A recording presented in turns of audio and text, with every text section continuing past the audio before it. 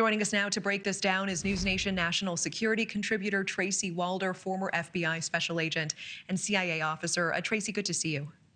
Thank you for having me, Natasha. And Tracy, you spent 5 years as a covert operative for the CIA's Counterterrorism Center. Based on that experience, how serious do you believe this plot was? What details are standing out to you?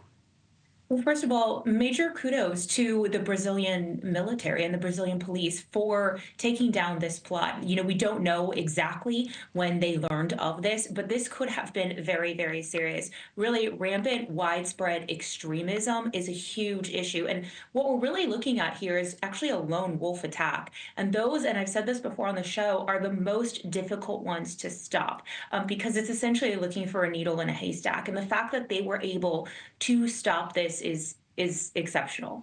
Yeah, tell me about the potential implications here, because as we look at these images, I mean, this beach just absolutely crowded. It's remarkable, these images. How much damage could explosives in an environment like this done?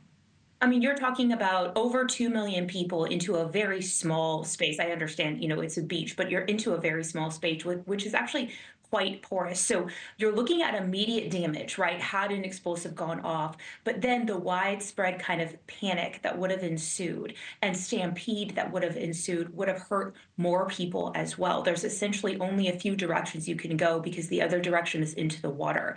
And this would have been catastrophic. Are you surprised at the decision to let this concert go on and separately to not even tell Gaga or her team that something like this was going on behind the scenes?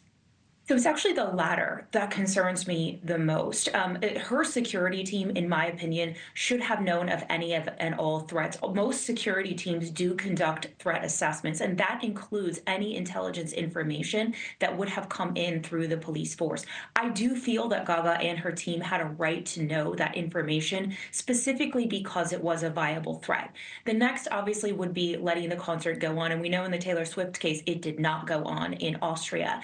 I am surprised, especially in looking at the crowd and looking at security. Yes, they had drones. Yes, they had metal detectors. Yes, they had facial recognition. But 5,000 police officers for about 2 million people is actually not a lot. And I am very surprised, given the legitimate threat, that they allowed this to go on. However, I do want to say that we can't obviously live our lives based on how terrorists dictate it. Yeah, is it possible to secure 2.5 million people with 5,000 officers in a setting like that? In short, Natasha, no, particularly when, you know, you're looking at the scenes from the beach, right?